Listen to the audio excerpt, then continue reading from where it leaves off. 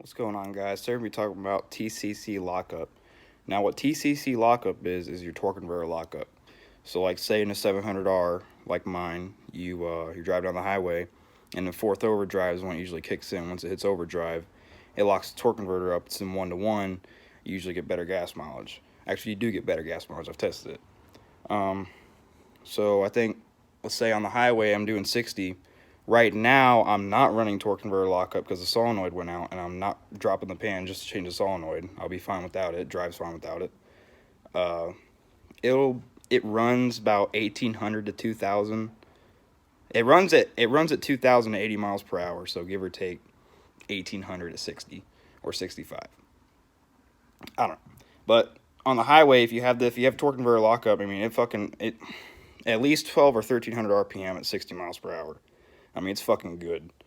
And I couldn't really tell you if it's going to be worth it. If you got a 700R and you want to figure out how to get this working, it's pretty simple. At least this is the stock factory harness from my 86 Silverado.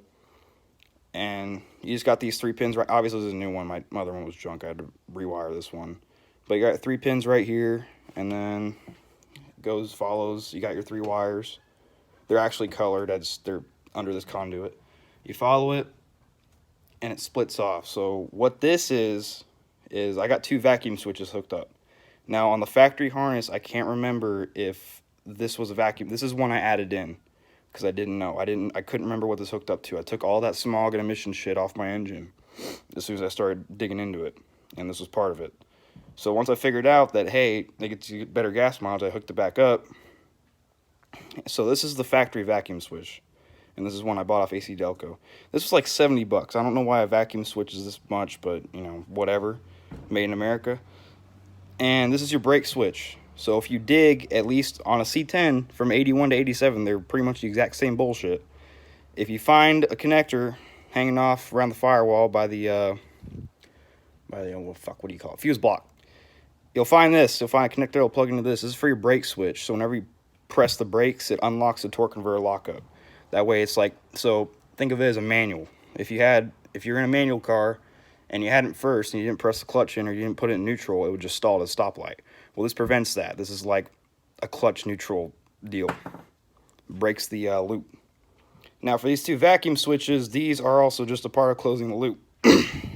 When the carburetor is pulling a vacuum, this is what this hooks up to. If I remember correctly, and I can get corrected in the comments, I don't care.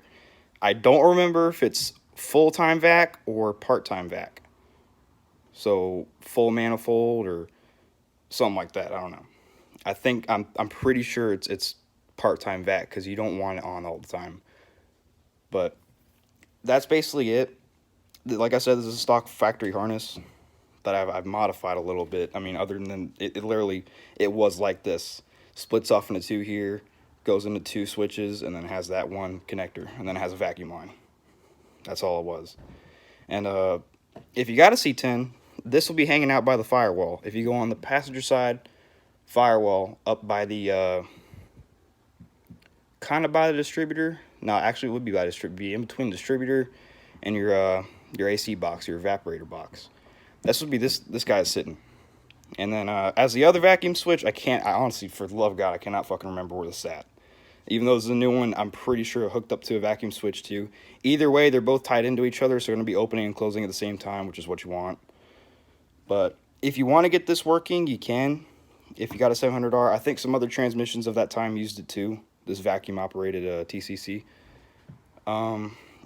Is it worth it? It really depends. If you go under there and you find your little connector, you see that you have it, and you want to get like a wiring kit, like I know B&M makes one, TCI I think makes one, then yeah, fuck it, go ahead. It won't really hurt anything. It doesn't hurt anything if you run without it. It ain't okay. It just gets better gas mileage if you do have it. But if you got like an overdrive transmission, like I got 2 73s in my truck and a 700R, and I said like what, it runs at $2,000 at 80 miles per hour, which ain't bad.